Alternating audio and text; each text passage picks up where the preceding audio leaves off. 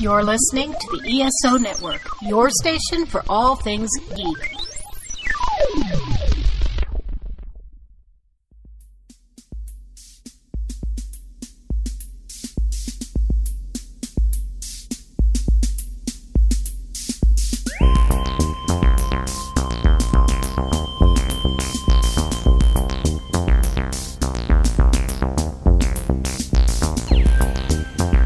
Hello, and welcome again to the Monster Sci-Fi Show. I am your host, The Monster, back to give you part 2 of our Dune Book Club series.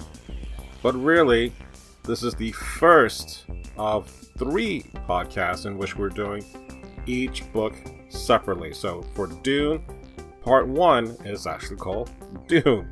So this portion, we're going to be only talking about Dune. Part 1, which is called Dune. I don't know how many times I can say Dune in this podcast because this is a Dune podcast.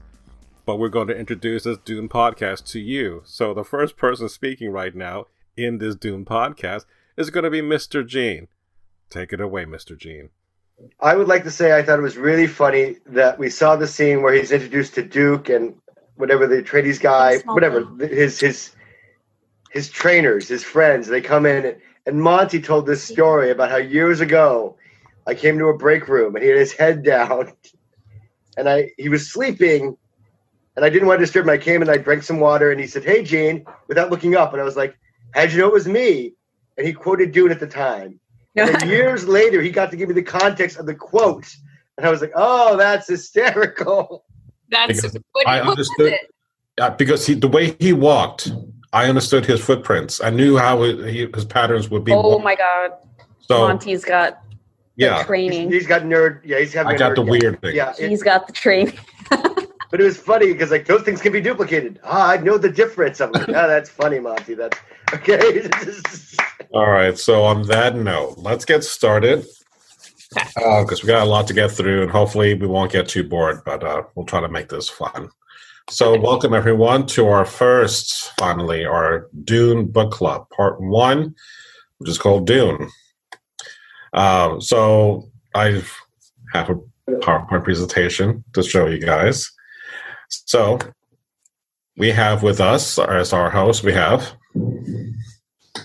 Heather, Dancing Queen in the Sahara, I don't know. I'm going to raise the roof too. Then we have Rebecca. Hi, everyone. Not there, at home. Yeah. And me, Montgomery. And so, who is with us today? I'm Gene. Hi. Friend of Monty's, otherwise known as Mr. Gene. If you listen to our podcast, if we become friends, no worries.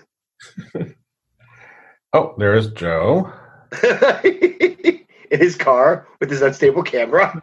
Is he going to be in his car again? Please be in the car again. Yeah. I don't know. You look at this frame, when it moves around, you're kind of nauseous a little. It's all right. There's Joe in the car. Hey, Joe. Yes. Hi. So that's Joe. Say hi, Joe. Hello. All right. We do have a couple other coworkers for Heather. They're watching also. And followers. Yeah.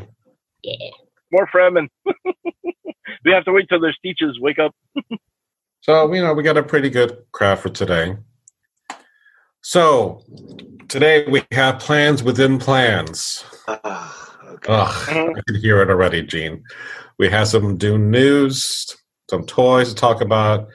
I got actually a hold of the actual Dune graphic novel, the adaptation as a PDF. So each meeting will do one of the different parts of the book. So it's only 3 issues. So with 3 meetings, we should be able to cover that easily. Then we'll go into our Dune discussion, which is going to be the bulk of our stuff. And then we're going to end it with some more Dune memes. So that's going to be our plans. Always fun. AKA Always the best fun. part. All right. So starting off, we have, as we all know, that the movie that was supposed to happen on the 18th has been pushed back or pushed forward. Yeah, pushed forward to next year. But the official date is now October 1st. for no. 2021. Mm. We'll see if that still happens because, even though the vaccines are coming, we still don't know if there's going to be enough confidence for people to go back into the movies, let alone, And this needs a big theatrical release. It So it can't just be on demand on your tiny TV. It has to be big screen.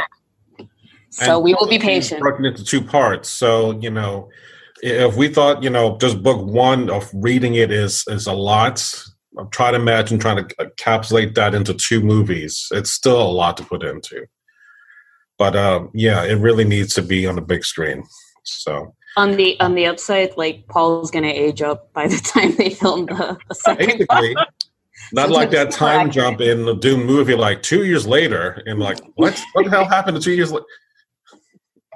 Yeah, that ticked me off a little bit. I was So it's all about accuracy if you really like, think. wait, we did this in Fan Four Stick. It didn't work well for them. So just Don't remind me of that movie.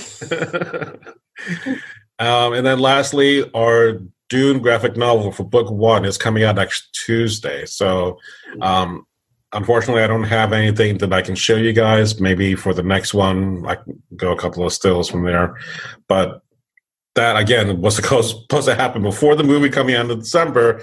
Perfect segue. And nope. So we'll see what happens with that book. Next, we have... All right.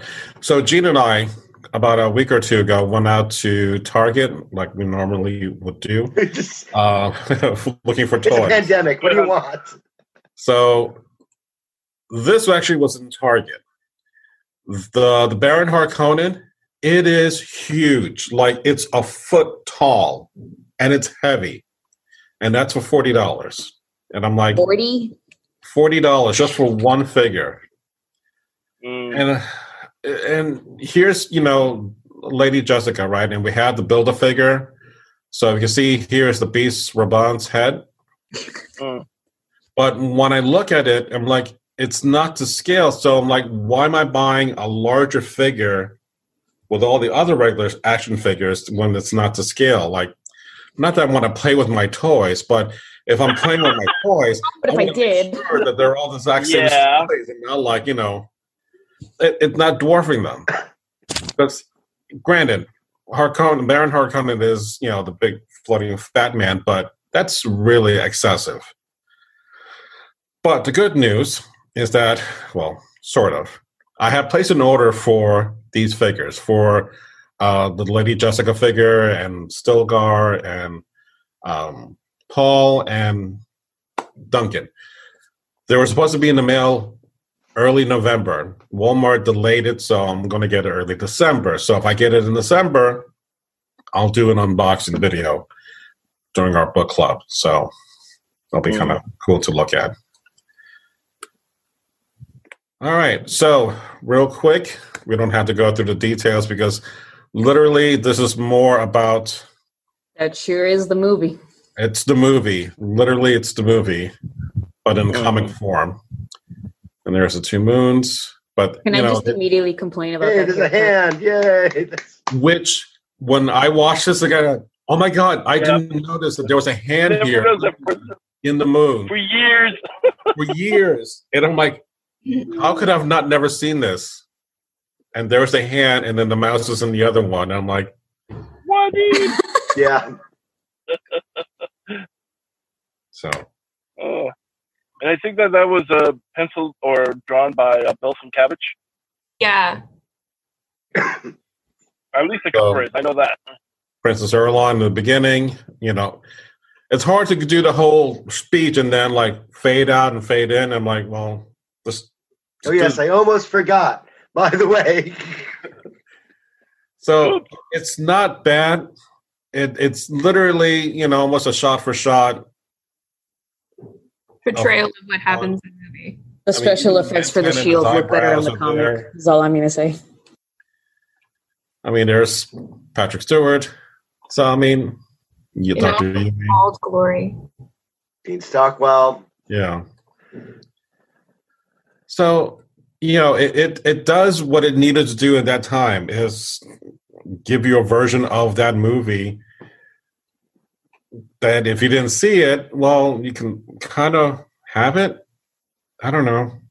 Yeah, like for the people who maybe their parents were like, the movies, no, but you can read.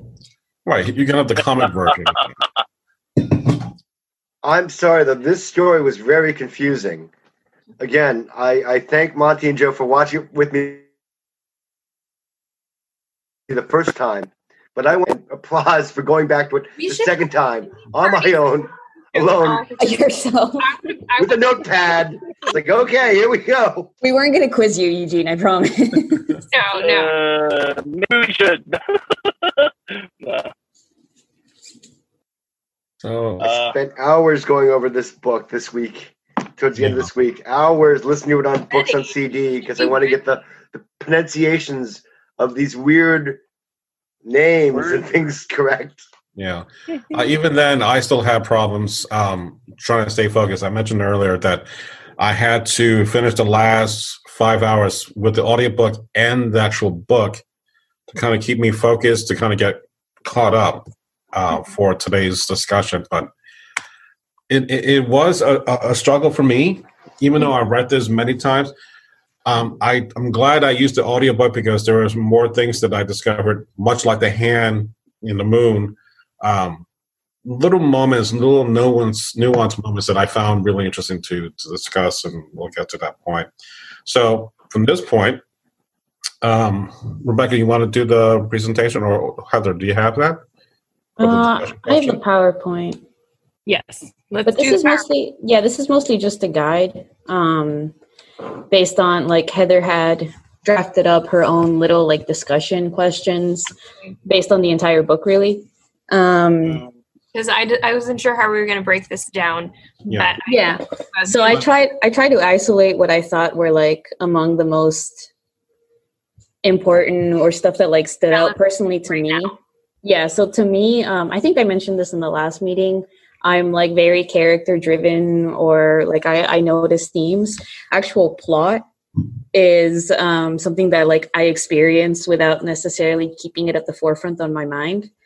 And I'll say this before I begin, that I actually feel like the plot of Dune, going back to it, is fairly simple. And I was watching a reviewer who like did like a really quick breakdown of the main plot, and then so he could like do an analysis of the adaptation.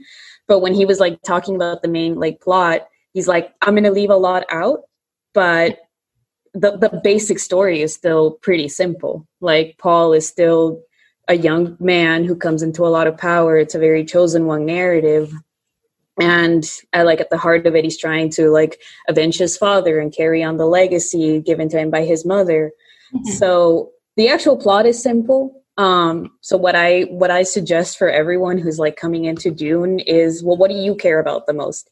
Do you care about the world building? It's got nuance for that. Do you care about character? It has nuance for that. So a lot of my discussion questions are what I care about, which is like who Paul is as a person, who Jessica is. Is she a powerful figure, or is she kind of just thrown into these like, because she doesn't really have a choice on her abilities. Like the Bene Gesserit kind of bred for thousands of years with an end goal in mind, but within the individual, there's not a whole lot that they can do to deviate. And Jessica is the one person who deviates from it. Like this is stuff, the whole basic plot of the story is stuff that they've been planning for like a millennia, which is why and I can't remember if they revealed this in the first part, but that's why they plant seeds. I think they say they've been manipulating the generational, the bloodline for generations. Yeah, and she was supposed to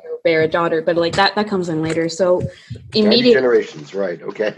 Yeah, so immediately, like I thought we should start at the very beginning, which is because this scene like really stood out to me. A very delicate time.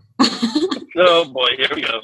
This was the one scene that like really stood out to me when I was a kid, like when my mom was reading the book to me, which not that we finished the whole thing because that was a lot to tackle back then.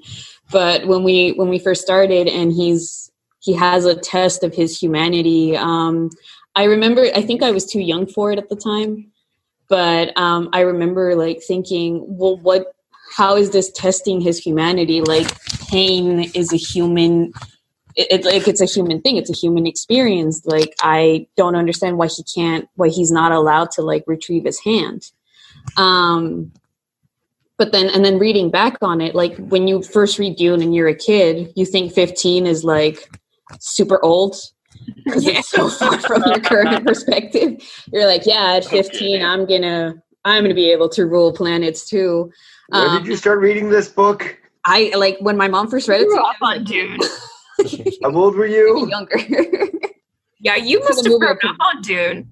Yeah, I did. So, in fairness, Caladan first, then Dune. Yes, my meaning is like, I don't think you can appreciate Paul until you see him on Caladan as just this average person. You're not going to identify with his character and see yourself through his storyline or through the importance of like seeing Lady Jessica and seeing some of the traits that she has and appreciating them and just like, you know, feeling like, oh, I value this in a character. I want to continue reading without that level of like seeing him go through these changes. If he was just already great, already grand, already like a demigod, would you care about him?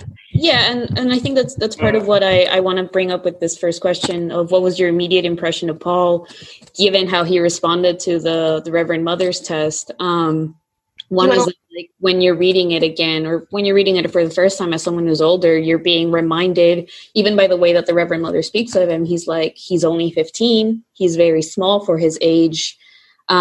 He's like insolent. He's arrogant. He's just a teenager.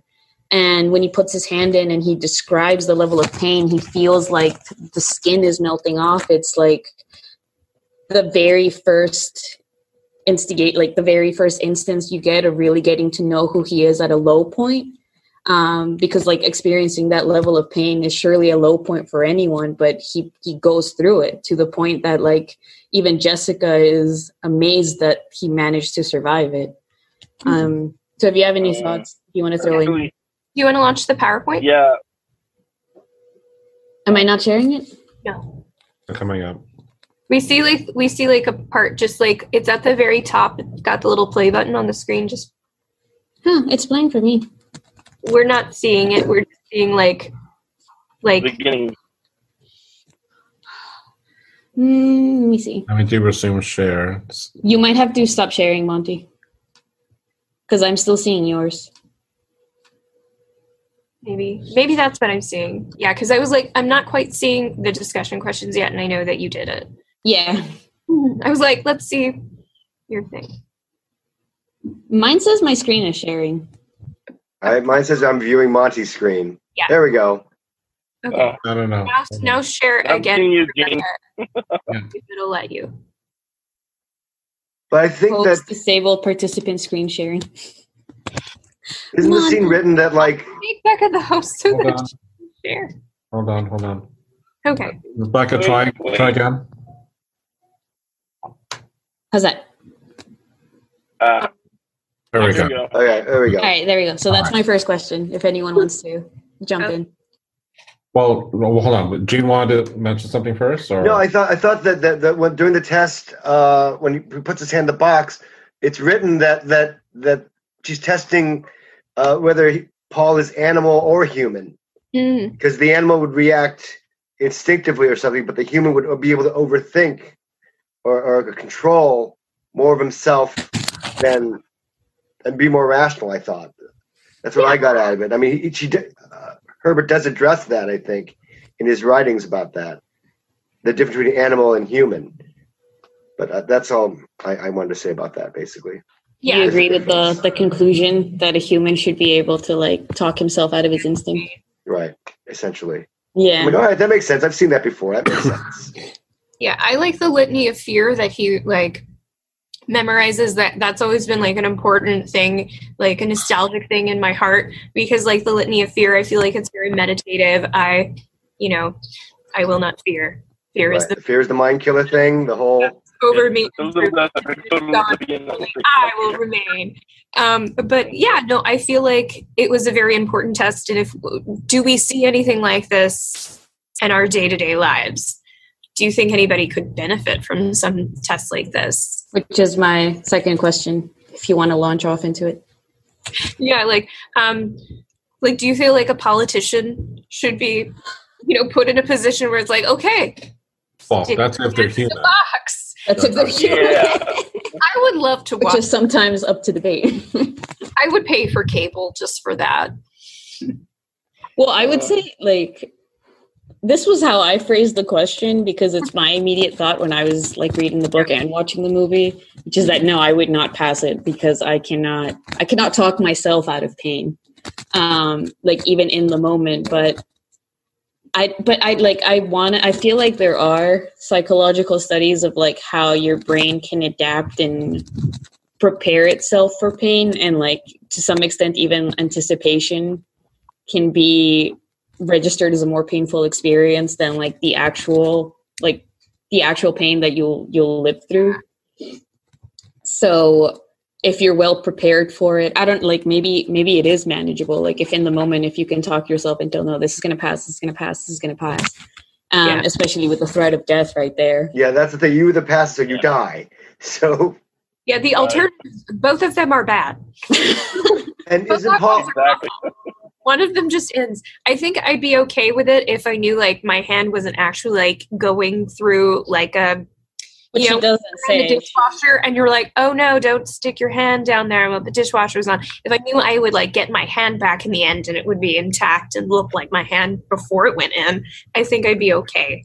I think I could talk myself into going through with it and being like, yeah, I am that level of boss lady.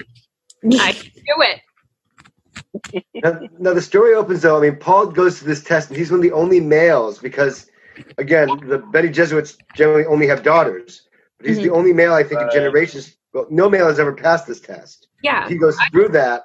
To test. Well, to clarify, isn't it the water of life that no man has passed? Not the that is. Right. I don't actually know. I don't remember. Because I think he asked the water of life. Yeah. Oh, for this test, the Gumjabar test, it's just that there's never been a male offspring. Yeah, right. That's the thing. But he's the first one to do it. Then he's the first male offspring. Yeah. Do you think Paul knows that he's going? Like, do you think he knows it once he passes the test that he'll, like, gain, memories from his ancestry? Or do you think that's the Bene Gesserits did? And sure, Mom, I'll do what you say. No. That would be after the waters of life. With the test, I'm thinking that it's more like, okay, let's see if you're actually able. Or with the test of humanity, she's also testing the training that Jessica's given him, whether it's sufficient to provide him the ability to be able to do all these other things. In other words, are you worthy of it? This is your test now. Ooh, I like that insight. At least that's how I always saw it. And then it's like, and then she says, that's another test that we should give all humans, whether you can be alone. Because they're going, how many people do you know who would be able to pass this test? Mm-hmm. Because most of us would be like, let me rip my hand off and you're dead. Okay. Yeah, we don't have to know that you shouldn't probably put your hand on the stovetop. But Paul was also trained for this test without knowing that there would be a test. Not directly, I would say, because I don't think he knew what was going on when he was presented. I don't think so either. But he was taught to, like, endure pain, and that mental fortitude can overcome anything.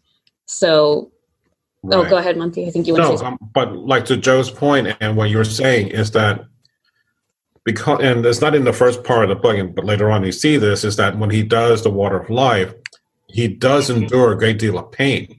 So, if anything, that's like a foreshadowing of what he's going to be dealing with later on. So. That's the kind of thing, like, your hero is going to be tested. So this is the beginning of your road of being challenged all the way through until the very last thing you do. So be prepared for a lot of stuff along the way to kind of change you to get to that point. So this is more like, oh, he can do this. So let's keep on pushing that. He's ready. Out of curiosity, has anyone here seen Westworld? I have. You have? And I saw the first season a long time ago, but, like, this talk is reminding me of how they, like, I think the theme of the first season is a lot about, like, well, to suffer is to be human. Like, through suffering, you find humanity. And then since power is, like, such a big theme of Dune. It's not just like to suffer is to be human, but it's how you overcome it. Yeah, the power you bring to overcome that suffering is more than human, I would even say, because in the end, like the power that that Paul has is born from that struggle, and like how he responds to it, how he like molds to it. Yeah. Yeah. It's a good connection, Rebecca. It's nice. Yeah. That was pretty awesome, Rebecca. But I was going to mention something else that I always thought about. With that singular point, I always thought it felt like, okay, here's the threshold. He's just passed it. Now we continue on with the cycle. Mm-hmm. In other words, the hero cycle from Campbell. I'm going, okay, here's the beginning point. Here's where he goes out of the realm of what he knows. This is the first mystery he has to go through in order to become who he becomes. Yeah, and that's... So I'm like, yeah. But there's no way he can prepare for this test. It's just simply what he's learned cumulatively. Exactly. You know, it's just like, it's a random test. Because he had like the mental fortitude, because he was being trained to be a mentat, and he had all of his like father's men helping him out and giving him insight. I feel like if you were to put like some random 15-year-old who wasn't taught anything, he wouldn't even put his hand in the box. No, they'd be like, nope. What am I doing? They would be like, what's in the box? And they'd Somebody be like, arrest this lady. No, but she's the voice on him. He has to do Put my it. hand in my box. Yeah, Next you one. can tell by the voice. And then I think we mentioned this earlier. Paul begins the story as a 15-year-old boy. In adaptations, he is portrayed by older actors. Why do you think the film versions altered this aspect of the novel? How does the difference change the character?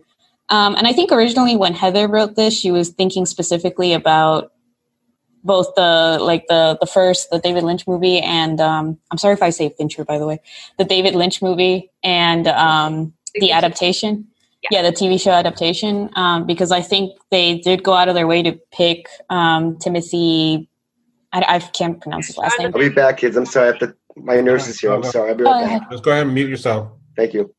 I think they did pick him because he looks young, like the actor's in his 20s, but he's not a traditional, like... He doesn't look older. Yeah, he doesn't look like a 25, 28-year-old the way that Kyle MacLachlan looks in the original movie. But if you have any insight on, like, part of it, I guess, is just, like, the nature of film, especially a movie that's going to be 2-3 hours long. You can't really have a child actor or an underage actor on set for that long.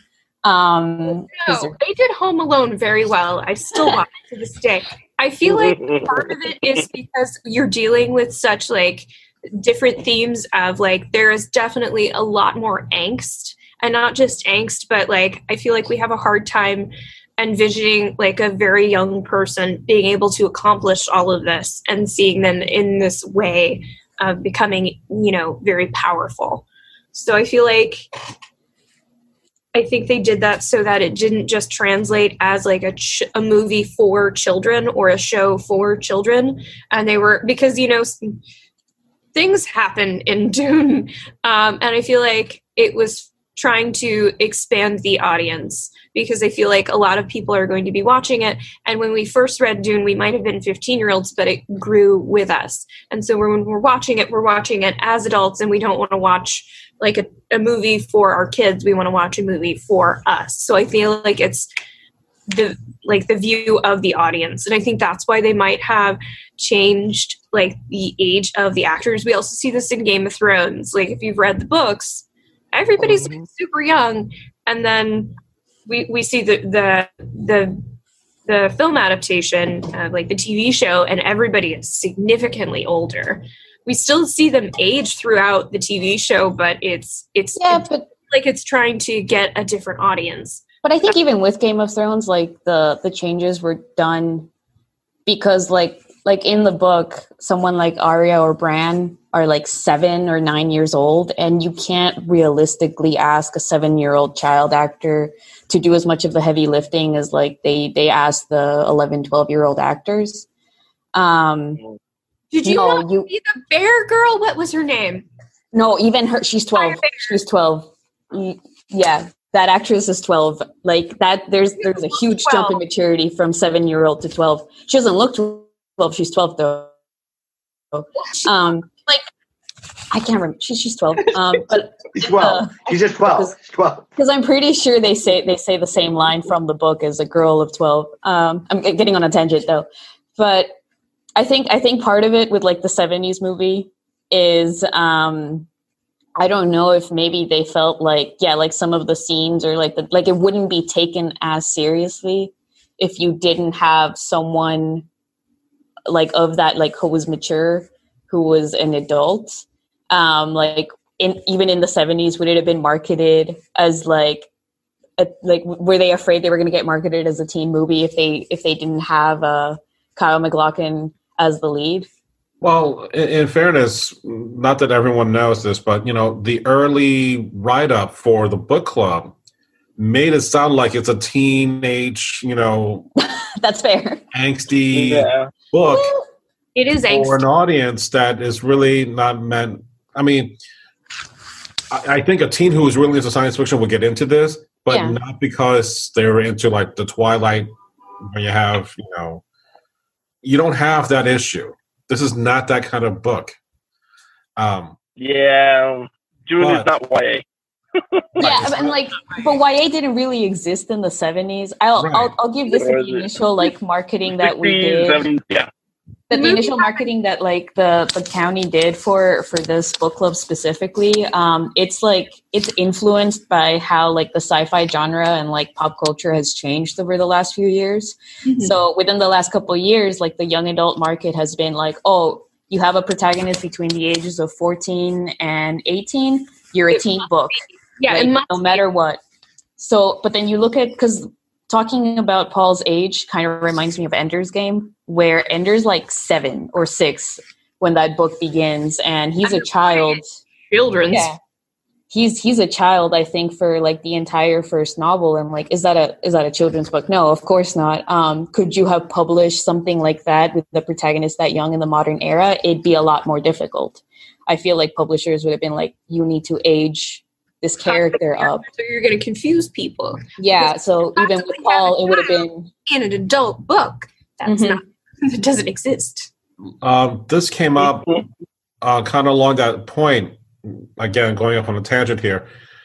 Anakin Skywalker as a young child in the first Star Wars movie. Mm-hmm. When George Lucas was planning to do this, there are people in his inner circle saying, you can't do this. You're going to ruin Star Wars forever. How can you make a movie centered around a boy?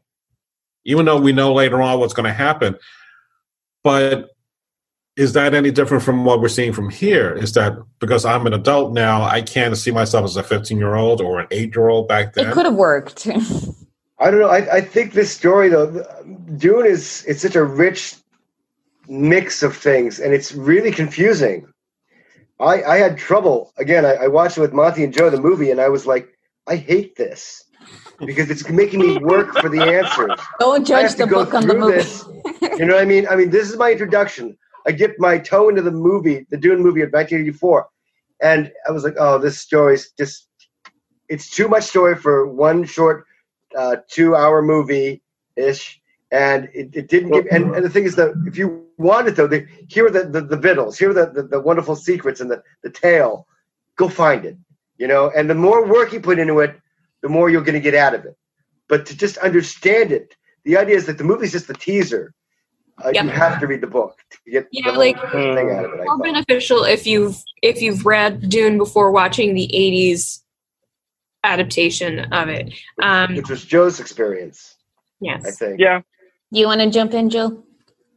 Yeah, I mean, Dune, as Dean just said, it's a mix of different experiences. One could say melange, but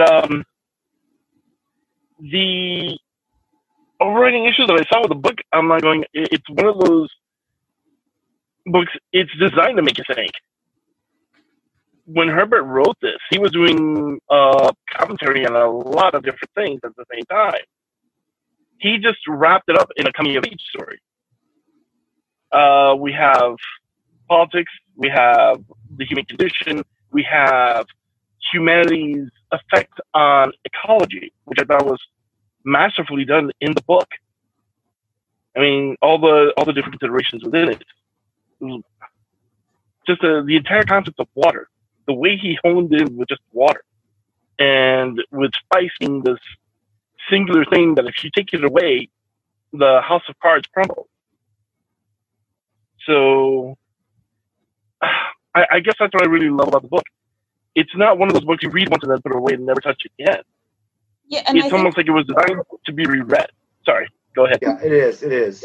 What I was going to say is I think I'll bring that back to this point in that it's important for Paul to be this young, to be 15, because at like the radical change that he's experiencing on like a galaxy spanning level is something that a 15-year-old is going to like feel more intensely, but also going to get like mold into it like significantly faster. Like he adapts to it in a way that somebody older probably wouldn't, but he also he doesn't have like years of perspective to really like have the fortitude. He only has his mental training. So later on, as you see like the weight of being a messiah like really weigh on him, like really affect him, remembering that it all began when he was just a child, I think kind of causes long-term impact to his character. And let me see.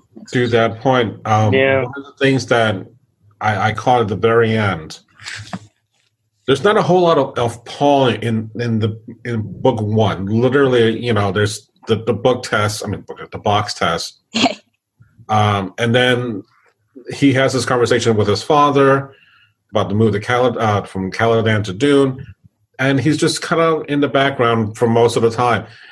But when towards the end of book one, he kind of snaps at his mother.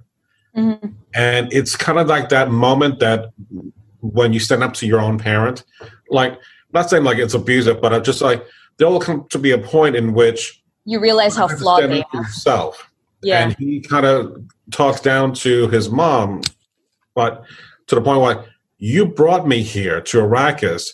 Now I'm addicted to the spice and I can't leave, but you kind of knew that this was going to be your plan. So even though she kept saying, I did this for my Duke, I did this out of love for him to have a male child, he's kind of seeing behind the scenes, like, and calling her out. Yeah. And that's the thing that kind of like drew me really hard, that was that moment of him becoming that first step to being an adult, of just not going along with what being told, but I'm like, no, let me tell you what I see. And then that's the moment I'm like, there's the beginnings of Paul Muad'Dib really getting to be his own person. So I see there's this really dramatic shift from the beginning of the story to that first part of book one to really like, and again, I've missed that moment, just seeing that transformation in this book in a very long time, but it hit me hard. So it's really interesting to see that. Yeah, maybe the 15 may not be the ideal, but you get to that point in your life, you're going to have that moment, whether you're 15, 16, 17, whatever, you're going to make that dramatic stand. So anyone can relate to that. So that's why I think it would work. Yeah, the moment you realize your parents are flawed and maybe their choices were not in your best interest. Yeah, quite as perfect as they made it out to be. Yeah. All right. So this one, I think we can... Traitor! We learned about that on page 25. So I kind of want to talk about the movie. His wife. He's like, I want her back. All right, wait, Heather, I'm going to let you loose in 1 second because I kind of want to take this back to like the decisions that they made in the movie. I'm going to read this really quick. We learn immediately that Dr. Yue is a traitor against the family. I'm not going to... I mispronounce a lot of things, so if I skip something, no question. Nobody pronounced anything. What? He pronounced it 3 different ways. Trades. Why do you think Frank Herbert revealed this piece of information early to the reader rather than just surprise us with it? And I kind of want to tie this into like the way that like the different character perspectives and the way that they tried to adapt that into the movie. Because Heather and I were talking about this, I think even with Jean, like right before we started. So, okay, Heather, go off. So much internal monologue. Internal monologue. We know what everybody is doing and what everybody is thinking. So instead of allowing us to, as readers or the audience, to form our own opinion, we're basically being given in the movie. Yeah. Insight. I feel like I'm being initiated into this very cool club where I get to decide what I feel about it. I like Yui. I know he's a villain. I don't care. I love villains. I do. Because I see them as being more complex. Yui, it's not that he doesn't want to be loyal, because if he really... It feels like, in a way, he doesn't have a choice, but in another perspective, I feel like he did choose. He chose his wife, and he chose himself. And in the end, he basically says, I'm still going to try and, be a little bit honorable and do the right thing. But he was put in a tough situation where he was like, I want the person I'm supposed to be with for the rest of my life back, and this is the only way I feel like I can do it. And I'm being made out to be this horrible villain, and I feel so guilty. And that's why I love him, because he's complex, he's rich. I love that angst. I love that sweet, sweet angst. Yeah, Yui's definitely one of the great tragic characters here. He was trained to save lives. He's like in a weird way, the whole Suk school conditioning is the ultimate Hippocratic oath to do no harm. But as the Baron says later in the book, well, when you hear about the traitor, he goes, if you find the right lever, you can move any world. And he found the correct lever, which was Huey's love for his wife. Yeah. Who he did all of this in order to find out whether she was still alive, because he had no idea. And of course, Huey understood who was around him. He had Sulfur, who's a mentat, who's constantly looking for possible threats to the Atreides family. And he goes, well, Huey would be suspected first, but that magic Suk school conditioning gives him the free ticket. It's like, no, it can't be him. He's been conditioned. He can even operate on the Emperor without any issue. And then, around Jessica, he has to be as careful as well, because Jessica's trained in minutiae, able to see into one's thoughts, different things about someone's thoughts or feelings, or just by the most subtle of moments and conditions. And he even has those fears and trepidations within it. When you read his about him within the book, it's like, oh no, she suspects me, da da da da da da, and then she confuses it for something else about his utter vehemence and hatred of the Harkonnens. And unfortunately, the one who's made, I'm sorry, I was going to say the one who made probably the worst choice, sadly, is the Duke Leto. Because Duke Leto didn't think anybody who hated the Harkonnens that much would do him harm. There was a problem.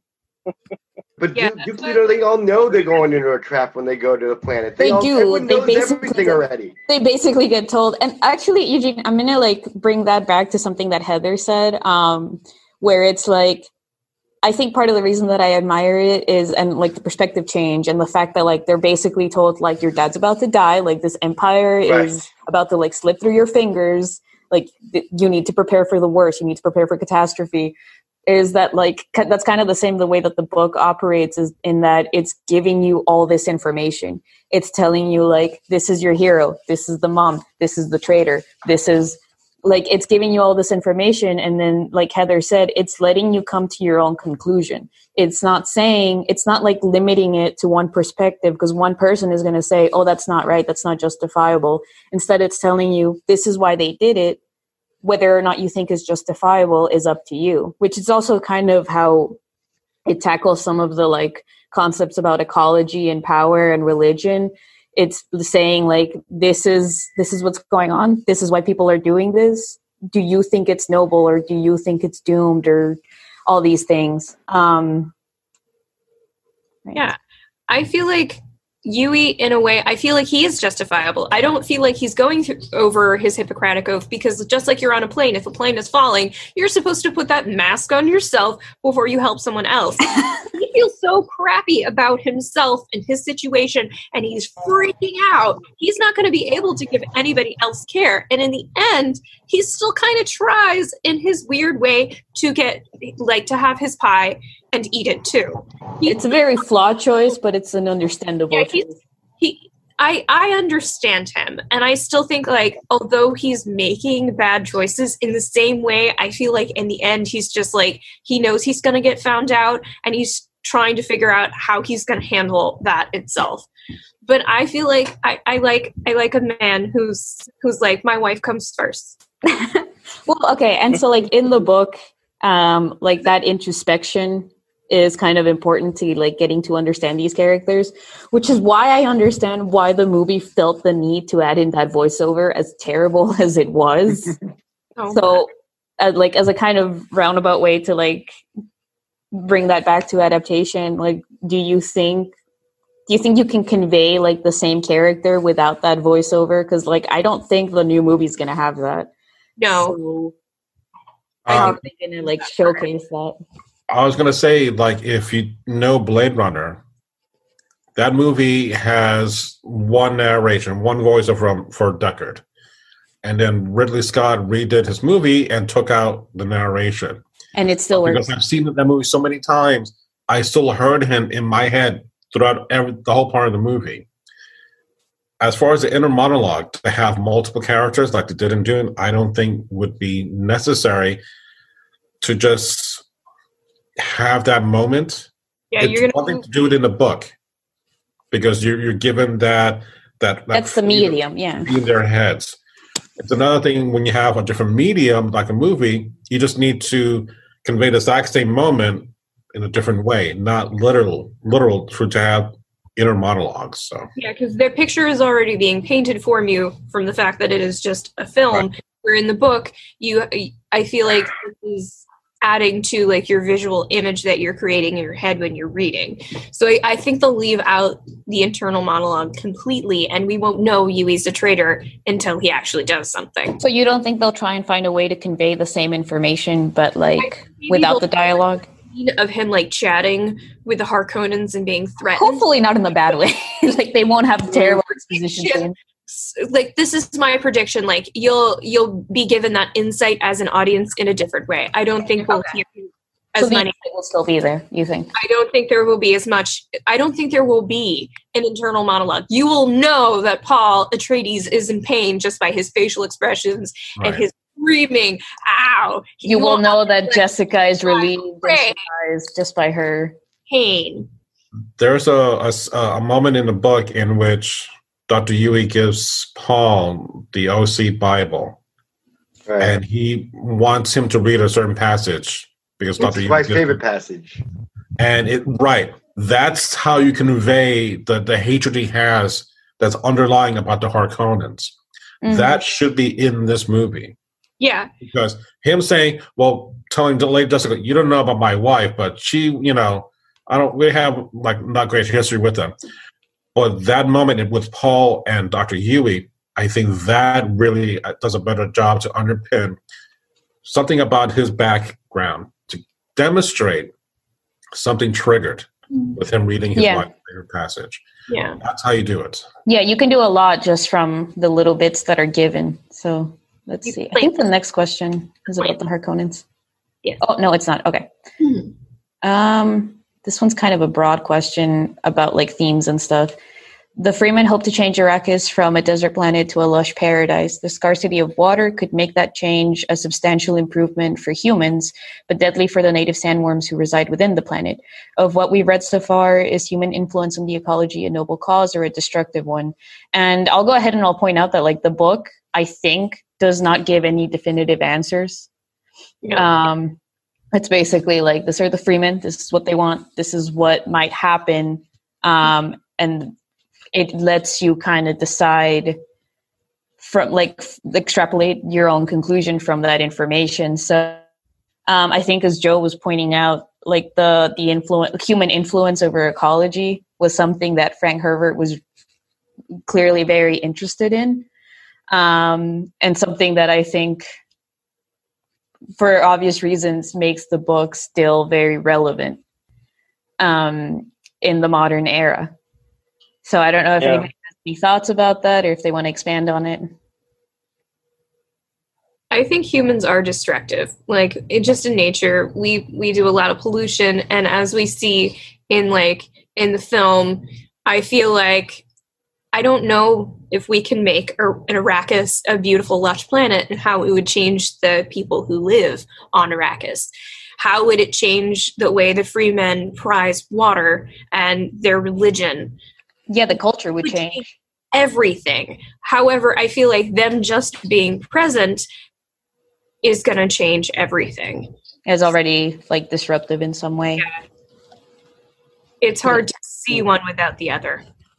Yeah. This might be a point we have to go back to later on. Through as we read the rest of the book. But it was something I wanted to bring up now, is kind of at the forefront of everyone's minds as you continue to read. The freedmen are the native people on the planet, correct? Yeah. Yes. And the Harkonnens have been mining the planet for water for years, and then the Emperor decides, well, I'm going to give it over to the Atreides because I'm going to mess with them and do this coup kind of thing, right? But because none of them consider the freemen to be important at all. Yeah. Which is weird to me. I'm like, but they've got stockpiles of water. And that's actually an interesting point, because the Freemen, Arrakis is their planet, but it's also the planet of the sandworms. Mm-hmm. So, and the sandworms, if there's a massive ecological change and it becomes a green ocean-filled planet, they might not survive. They won't. They outright will not survive. So, but then the Freemen would be able to prosper, and massive human colonies could be established. So it was something that was also brought up at the last meeting, where they're there's no aliens except the sandworms.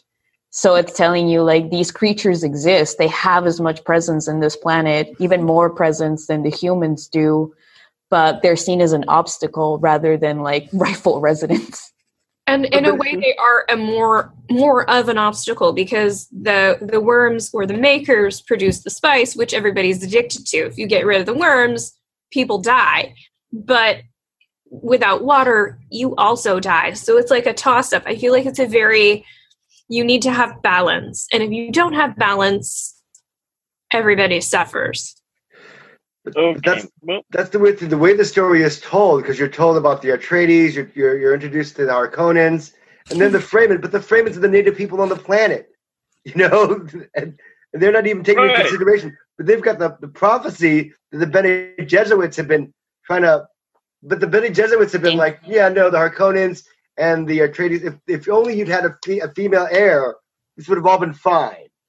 Well, they eventually wanted to produce a male heir, but they wanted to. He just showed up a generation earlier than expected, and they were not prepared for this, because they've been laying seeds forever. But I feel like the Bene Gesserits knew all along that the Freemen held all the power, because they were the majority. But the Freemen have the prophecy. They can control the world. But if I could just interject for a moment. We have to remember with Leah Kind and the whole idea of using people as an ecological force in that manner, instead of being destructive, to be constructive. And the fact that they even say it in the book, I forgot the term that they used, but simply put, it was the people who are ready to stretch out and grab something, but have the patience to wait as long as it takes to be able to have it. And the whole concept of treating part of the world as a paradise for humanity and part of the world as remaining deep desert for the sandworms, so that you have that balance. I think that's one of the deeper themes within the entire book. This concept of a dynamic equilibrium, where you have to have that balance of, do you have enough water to be able to live, or do you have enough spice to be able to live? Mm-hmm. So you would argue that the book is calling for equilibrium. It's calling for that balance. It's calling for a better balance. Okay. I think that's the best way to put it. The current balance of status quo is not working. We need the Atreides to restore balance. If they're not in the picture, the Harkonnens are going to continue. Heather wants to make an Avatar reference. Yeah. Well, I see it. Okay. She's stopping herself short. Yeah, I'm not gonna go there. All right. No. But simply put, it. Just get some deeper things. But please continue. Well, I actually don't really have like a definitive opinion on the Harkonnens. At least not yet. I know. Heather's really offended. I'm saying this to bait you. They're gross. That's when you read Sting, it was sexy. They're really gross in the movie in a way I was not expecting. I am still traumatized. I cannot believe you guys did that to me. Like face, oh God, like so many, and that acting is a condition. It doesn't make you evil, or does it? Anyway, this was a question that Heather had originally. I think I basically left it intact. Of what is your impression of the Harkonnens so far? Are they just evil? Are their actions so far justifiable? Like, what do you think? What's your opinion on our big baddies? Yeah, if you were to like see them from a different perspective and read from their storyline and not the other, and hear their like villainous cackle and their floating evil, which there's definitely like. I think they are evil, but would you, if you saw from their perspective, would you just write them off and be like, nope, they're the villain of the story? They're worse. They're rich and they feel entitled. Yeah, that's kind of how I see it. They're like, oh, this is the way it is. We've got all these powers. We've been ruling this, and that's it. The Emperor's made a deal with us, and we're just going to crush the Harkonnens, and it'll be great, and we'll be back in power, and But in a way, just like the Atreides, they just want to do what's best for their house. And if that means like climbing the ladder and crushing people before they're able to climb past you, is that really a noble cause? Is it inherently a noble cause to like want to do? Yeah, but is I think it's value neutral, like in terms of morality. Yeah, like I know they're evil because I've read enough. Monty's like, well, okay. Conclusion reached. That's how evil works. How evil works. I went far enough. I've come to my conclusion. But when you're first learning about them, is there any part of you that's just like, I don't know, does this automatically make you a bad person just because you have acne, you happen to have red hair? Does this make you soulless? You're still going off the movie. Yeah. Yeah. There's a thing that self-interest, basically, though, the self-profit, and just keep their wealth and keep their power. It is all about self-interest. Concerned about, but they're not about helping the universe. I mean, they're worried about how the guild and everyone's going to see them, kind of, but it's not important to them. They just have their plans. Yeah, I think you can find traits admirable, but still say that they're kind of evil. Like, anyways, Monty, you want to say something? Yeah, there was a thing, and I'm not sure because I'm watching so many different things. Like the universe has a place for everything, and everything has a place. And they're seeing themselves like, no, we're here, Fremen are here. Here's our place, and that's their place. Yeah. And it's always been like that. Would you have like noble and justifiable characters without villains? Is there any redeeming qualities in the Harkonnens? I think that right off the bat, planning. A big surprise, a big thing. Paul reveals you're Harkonnen or Harkonnen. If we want to go with the traditional way we can pronounce it. Harkonnen. I like Harkonnen. That's how they said it in the movie. Harkonnen. Harkonnen has no emphasis. Harkonnen. I like Harkonnen. But the fact that Lady Jessica is the daughter of the Baron, obviously it's about enculturation. How you were raised does not make you evil. Mm-hmm. So she's really Harkonnen, but she's not evil. Her dad, he kind of is the way how he acts and how he just treats the world around him. So again, it's you can have Luke Skywalker, who's the son of Darth Vader, who is still good, and Darth is not all that bad. So there's always good and bad in everything. Mm-hmm. But it's just a matter of how you look at someone's background. Yeah. And the choices they make. And the choices you make, right, exactly. Yeah, and I feel like the Harkonnens are important to the storyline because we wouldn't be of course, with Yui's actions if we didn't have that baseline of this is the true villain, this is the bad guy. Yeah. Well, I like to see that I always just saw the Harkonnens as a dark reflection of us. Yeah, the They're worst. still people. It's just that they're the ones who give into their base and nature.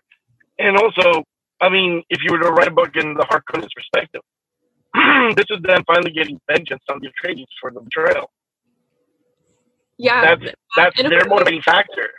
Yeah, that in a way is their like noble cause. I want to do right by me. I want to do right by my family. Right, because I was wrong, and it's I just thought it was interesting because I'd have to bring references to the books that are not written by Frank Herbert, the Brian Herbert and Kevin D. Anderson books, because they give more perspective on that, because they talk back to the Boltarian Jihad and what happened. Not missing you. Now, yeah, I know. From But the still, Brian Herbert. It gives a finer point as to why the Harkonnens became who they became, because originally they were not like this. They were much like the Atreides. I mean, they were a noble house who had a higher standard of morality. But then again, the concept of nobility. It's like, do we have the, shall we say, I would say fairy tale notion, but the real world notion of what nobility is, or the idealized version of nobility? Because I see that as being those reflections. Like, the Atreides are idealized, while the Harkonnens are more what we would consider to be realistic. Yeah, I would agree with that.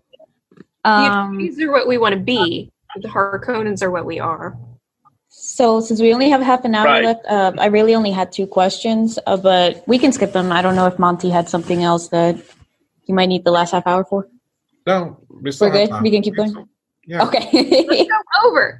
Continue. Oh, we're good. All right, because like I said, there's only 2 more questions. So the other one, Heather was asking earlier who your favorite character is, and despite the flaws, I think, and to some extent even like the level of short-sightedness that some of her choices are, I do really admire Lady Jessica, and so I'm just going to read this really quick. Lady Jessica's choice to defy orders and bear a son rather than a house, rather than a daughter, sets into motion the plot of the novel. As a Bene Gesserit, she has profound influence and great abilities. Is she powerful because of those abilities, in spite of them, or not at all? And I guess powerful, I mean it in like a very broad sense of the word. Like what makes her character? Yeah, like what defines her, and to some extent, like that power that we see in her and that we see in Paul. Like, do you think it's only because of their abilities, or do you tie it into who they are as people, like the choices that they make? Just what do you guys think?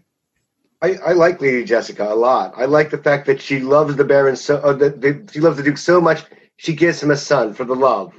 She's a loving, careful character. You know what I mean? That's her choice to do that, and I think it's a pure choice. So I like her character a lot. Yeah, and another was she also, like, as much as she loves Paul and she loves the Duke, she does put him in harm's way. And as Monty points out, it's something that like Paul calls her out on and says, you did this to me. But does that in any way like shape the way that you see her character? Do you think she's just a flawed like mother, or is it like maybe her actions are justified in the end? I feel like because she had to make such a choice, whether or not she wanted to, have a child or have a male heir for the Duke, I think that makes her I feel like I appreciate her more as a character. I feel like even in the books, what I mean by like not at all, could she be replaced by like a potted plant and you wouldn't notice and the storyline wouldn't be affected? Like if you were to remove her character, no. Do you think the storyline would make sense? And absolutely not, because she sets everything into motion. Right. She's the reason Paul is here, and we're reading from his perspective, and things are going down. Do you think the same story would go down if she had a daughter? Do you think they would have? No. You think they would? And she later does have a daughter, and it's amazing. Yeah, it's amazing. But do you think they would? I use the word creepy. Okay, go ahead. And no doubt, they're synonyms. Drinks the water of life, becomes fully born. I'm like, oh god, what? I love her daughter. Like the whole family is just You should wait until the later books and then make that comment. But like, Spoilers. spoiler not. Just keep reading. Just keep reading. Okay. But I feel like, do you think that like she's responsible for the Duke's death because her daughter, supposedly before Paul, who becomes the Kwisatz Haderach or Muad'Dib or whatever, was supposed to unite the houses, was supposed to stop this feud, and the Reverend Mother even like approaches her and is all like, "Yeah, you threw out all our plans. Did you F up? Did you really do this? We could have solved everything. And now you took the power away from us, and now we can't help you. It's all on you." I think she even asks, like, "Oh, like, did you do this out of love or did you do it out of pride? Like, did you think you could bear the Messiah rather than just like the next stepping stone? Did you think you could do this on your own?" And like, to some extent, I want to say like that arrogance that you see in Paul is definitely in Jessica. Yeah. I feel like Jessica is the queen on the chessboard. She really is. She might not be making all the moves all at once, but it really, without her, we wouldn't be... We don't have this plot. Yeah, like, we don't have this story. We wouldn't have this angst. Yeah. We wouldn't want to... Actually, so far, do you guys have a favorite character? I feel like my characters evolve throughout the series. I really, at first I'm all like with Dr. Yui. I'm just like... That's your man. That's why I love him. And then it changes when things happen. Jean, Joe, Nancy, anyone? I like Lady Jessica. Yes. It's hard not to like Paul because Paul's like the chosen one. That's true. He's Neo. He's Luke Skywalker. He's all these heroes. You know what I mean? And he's destined to be it from the beginning. You know, and he's just discovering as we all are. And yet I have to go through the minutia and the weirdness of like, all right, so it's this way in the movie, but it's different in the book. And you know, and then there's different interpretations from the movies and TV shows. But I don't know. I do respect Lady Jessica quite a bit. I think she is good. You know, and plus she's going to be played by Rebecca Ferguson in the next movie. I do not like Rebecca Ferguson. She's amazing. Well, if we're going by actors, they're all my favorite characters. Ooh, I never thought about that. I like Zendaya. I'd say Paul and Duncan. Paul, yeah. Nancy says Paul. Paul's her favorite. Paul and Duncan. Duncan. I like the Swordmaster and the poet, bard, fighter. Yeah. I think like that choice. We can't forget about Duncan. Chani in the movies, I feel like she's gonna be such a more strong character than the first adaptation of the film. And I look forward to seeing how she changes and evolves. I'm really excited for the new movie. I think my favorite character will change, yeah. And Joe, do you have a favorite character? Actually, I like all of them. Probably my favorite, with all that said and done, would have probably been the old Duke Leto. Ooh, nice. He's the one who had to go through all these different things. And it's like he's the one who's like, he goes, I know I'm going into a trap. I know I'm doing this to better my family. And the fact that he's willing to sacrifice everything in order to do it. Yeah, that also, I think, in a way. Like, and then I want to see more gravitas Oscar Isaac brings to the character. That's what I want. It's like the only character I would have loved to have seen play the character more, if he were younger, would have probably been Morgan Freeman. It's only to bring more gravitas to him. But no, now that's a picture. Yeah, exactly. It's like, wait, I can see it. But yeah, what about you, Mom? Do you have a favorite? I left you for last, just in case. Because he's going to throw a curveball at us. No. It's going to be like the Baron. But as we're talking about this, and with my reading, I'm like, there's a lot more to Lady Jessica than the movie got to even portray. Lady Jessica team. And I know that Denny planned to have more things for Lady Jessica to do on screen, as far as in doing story, which is nothing like whole new scenes. It's like, no, there are moments. There's everything. Yeah, I'm They're in coming the right book. now. You're just going to present that. So that's going to give her a lot more of the discussion of why we kind of see Lady Jessica being a little bit more certainly. a background character. Sorry, guys, I'm due on the desk. Okay. Bye, Nancy. All right. Thank you, Nancy. Bye-bye.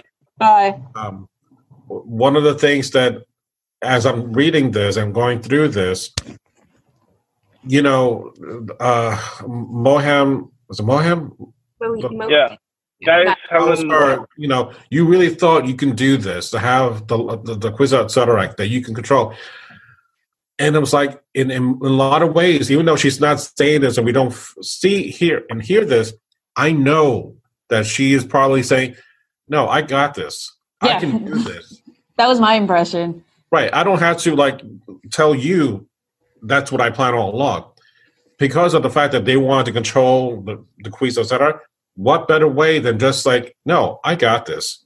I'll raise the child on my own. I'm the one who's pulling the strings now. So again, there's a lot more to Lady Jessica than what we get to really see on that big screen. In that movie. Yeah. What shows. She definitely has plans within plans. Yeah, So she's Lady Jessica. powerful. She's a powerful person. You'll see her power evolve, and then you'll be like, "Can you handle all these tests?" Because in a way, we're seeing Paul being tested, but throughout the entire book, Jessica is being tested. Yeah, You make because Paul passes because of Jessica, because of the teachings that he's given by her. Yeah. So, like, yeah, she's not saying, you know, I did this on purpose. Like, no, I just want to give him a son. No, you knew what you were doing, Jessica. BS. Yeah. Don't give me that. well, Should have flipped her hair. I just have to interject one last thing, though. I mean, for all the love of Jessica and everything else, and I do love her as a character. I thought she was amazing. Think about this. With Leto, that he inspired that much love in her for her to defy her orders. So that must show how amazing Leto was to make her make that decision. So it's like, I will give you that because she does say, I can easily whisper anything to him and he will do anything I'll say with I can bend him easily, but I choose not to. In the knee. So, yeah. You're right. Bend the knee. She could have. She could have. All right. So the very last question is, what scenes from the book did you imagine and or would like to see in the new movie coming out in now 2021? So anything specific? Because to me, any like sandworm riding scenes, I think are going to be amazing. Like Heather's I want to see inside the sandworm. I want to see the fiery inferno. I want to, like, part of me doesn't because it's all like what's behind the curtain, that horrible, horror scene. It's more haunting to us to fear for the character rather than to see the monster. But another part of me is like, no, I want to see the sandworm. But I want to see it in IMAX. Other particular, I want to see a lot of Alia. I want to see her. Her character is so rich, and I want to see her interacting with Lady Jessica a little bit more as she grows up. Joe, are you going to add something? Oh, of course. Actually, one thing that I really would like to see would be the full version of the interaction between Lady Jessica and the Shout-Out Mate. Ooh, okay. That was one of the more fun scenes at the beginning of the book when they're discussing where everything has to be put and the shortening of the way and all those other wonderful little bits when she gets the crisp knife. And I always thought that was such a cool scene, and I'm like, gee, you're getting 2 seconds of it in the Lynch movie. Hello? But all right. Another scene that I definitely want to see, and I think they're going to have in the new movie, is the knife fight between Paul and... Yes! That scene. Because I think that's the scene where he finally is a full adult. Mm-hmm. When he has that... Showcases, Right. That's when he's like saying, okay, I'm no longer a boy. I've taken away all those responsibilities. I'm now a man. I have to take care of my responsibility.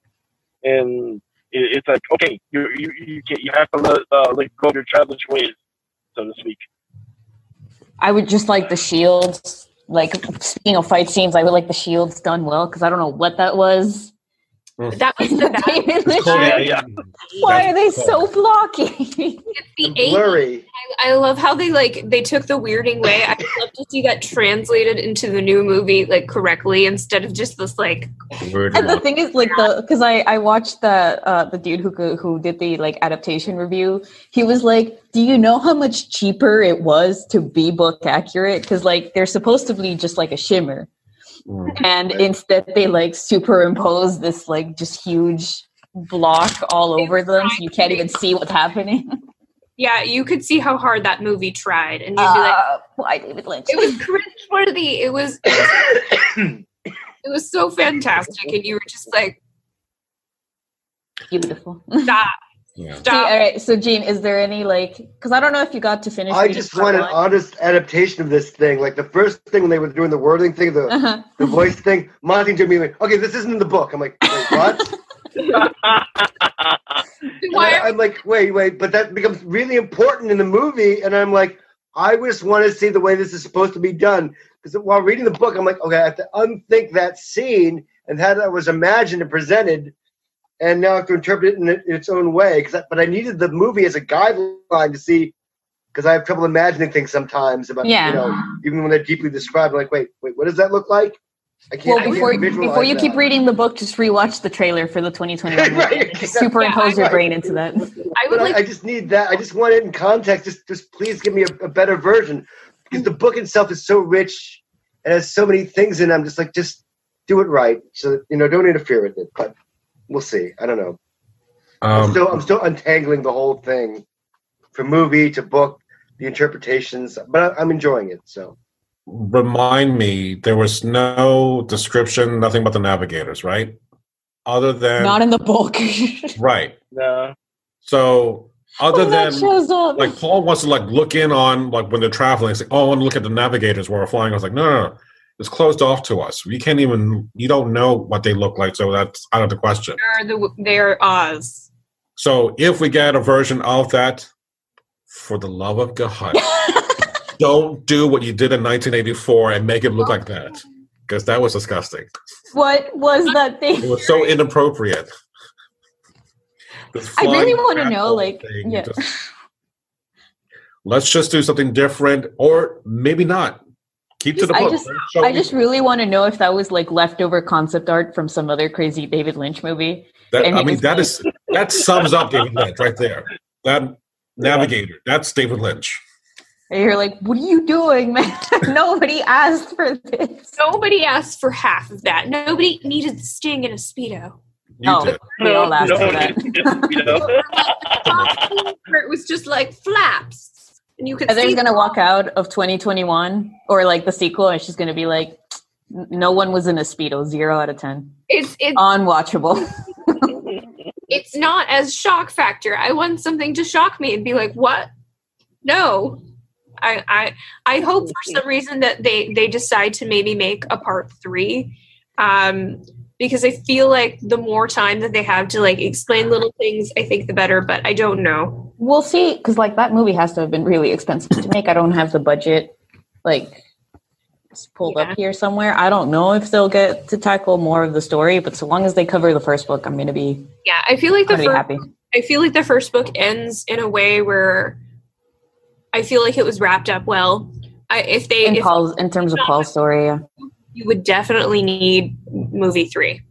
May I just share with the class that I was watching the movie, and there's a scene where Paul and Lady Jessica have just escaped, and they're on the ground, they're running around, and he's like, I'm going to set off the tumbler, whatever it is, the vibrating thing. Gosh. But if we walk without rhythm, we won't attract the worm. And it immediately flashed to my head the Fat Boy Slim song, Weapon of Choice, that I've been listening to for years. That I had no idea that you have to make that edit now. From that movie. And I was like, oh my gosh, if you walk without rhythm, you won't attract the worm. Is from Dune. You have to make that edit now. So we have. That's all I got. Yeah. So we're gonna on time. So let's go to our last part, which is memes. Our memes. Oh, you kept my. Yeah, I still kept it like down to real business. That's what it is. That's what we're waiting for. Is that? I knew it. I knew it was the right choice. Baby Yoda gonna show up? No. All right. So the dank meme must flow. Jesus Christ. I love this. I really have to wonder who makes these. We do. People like us. Yeah. Exactly. Oh my god. Oh no. So has a blade named Sting. Has blade, comma. Blade, Sting. The Oxford comma, yes. Yeah. Punctuation matters. Yeah. Spice expands consciousness. Space travel. A catcher behind a catnip. Uh-huh. Expectation versus reality. There's your little team moment for you, Heather. That one's for you, yeah. For the ladies. Oh, And then this is definitely. Oh my god, I love this. See, I told you. Oh, go back. So yeah. LinkedIn, back. Instagram. Look at it, Facebook, And Instagram, the Tinder one is hysterical. I know. Tinder. Just like the cutout, like showing the parts that matter, right? Yeah. Not his collarbone. All right, and then of course, no, very appropriate. Jesus Christ. An article for Obama, for Trump, and of course, Muad'Dib. Muad'Dib. Look at that crowd size. And then this one I like. So we've had one. The force does not awaken. The sleeper awakens.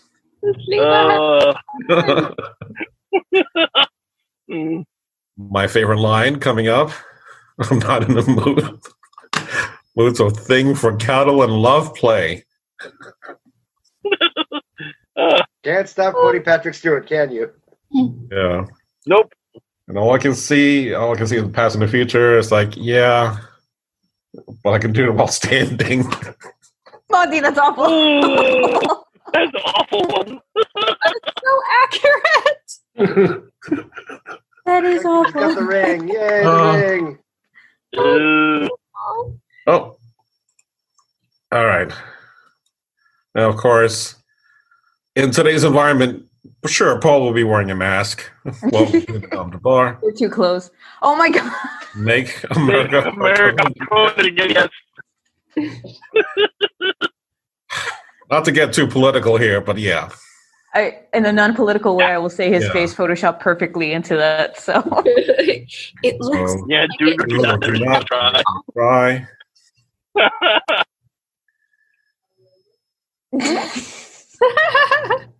poor eyebrows. Caterpillar brows. Poor eyebrow man. Oh, no.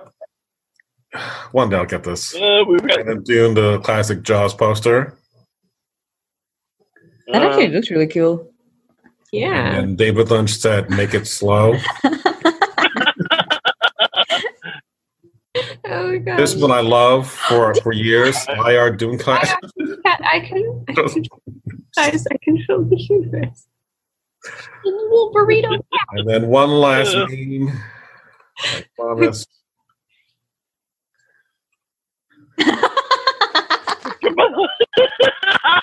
That would be me if I was the Reverend Mother using the voice.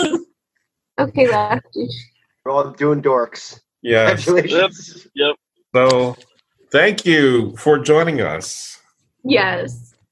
And we are officially done with our first Dune book club. Of Good book one. insight.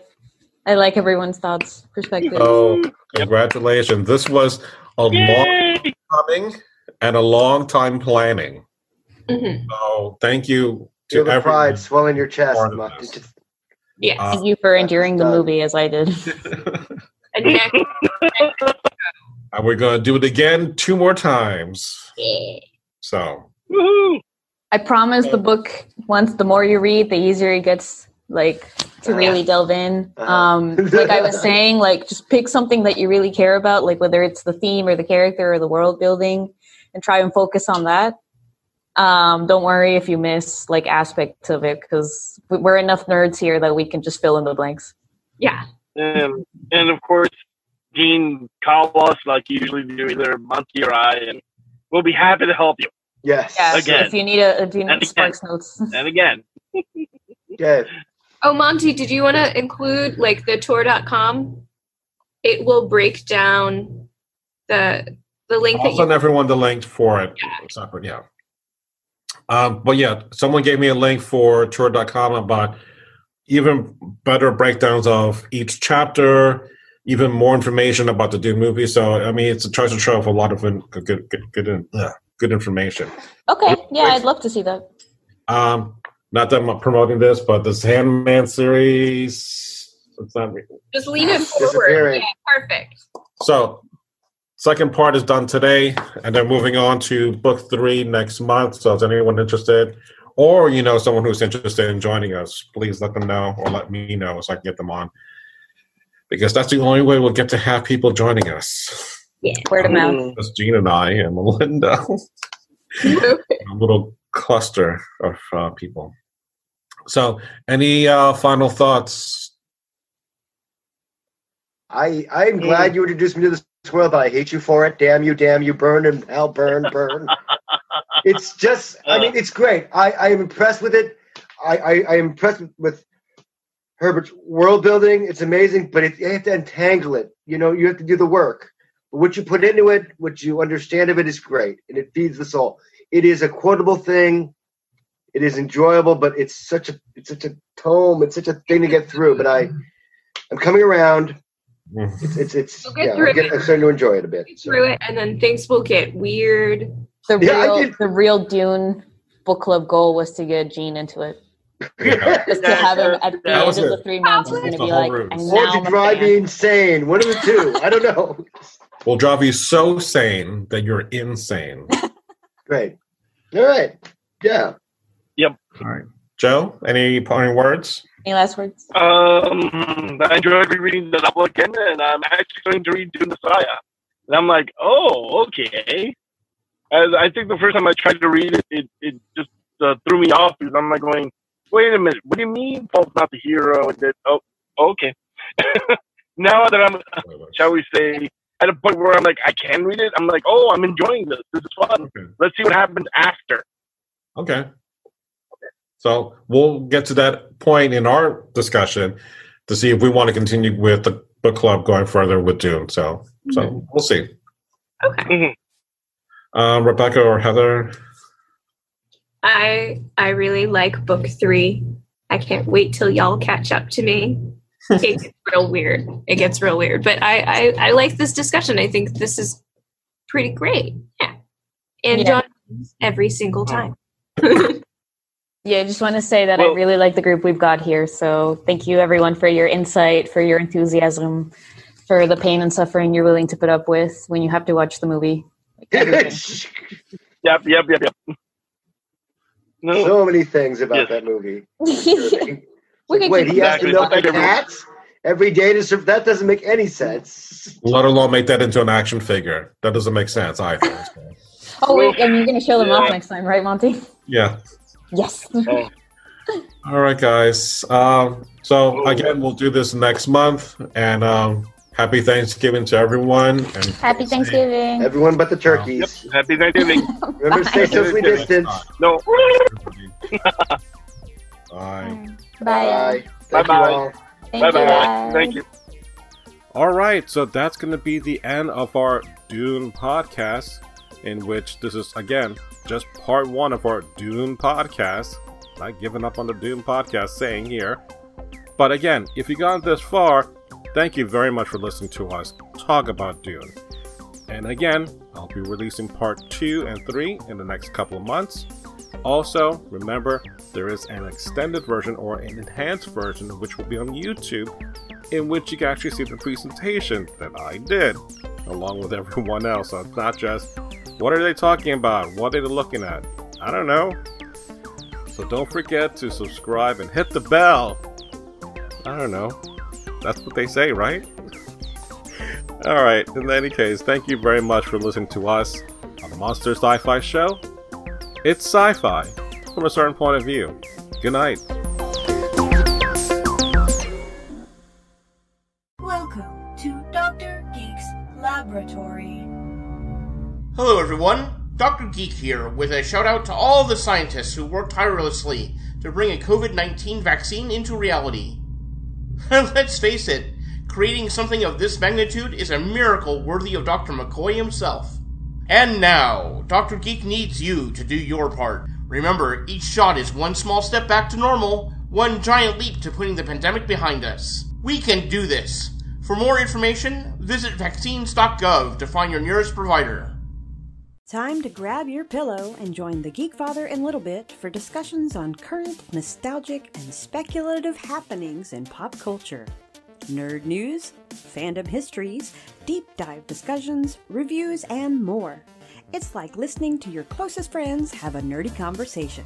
So sit back, relax, and let the Blurred Nerds podcast embrace you with their warm, goofy goodness. It's Nerd Goals for your ear holes, right here on the ESO Network.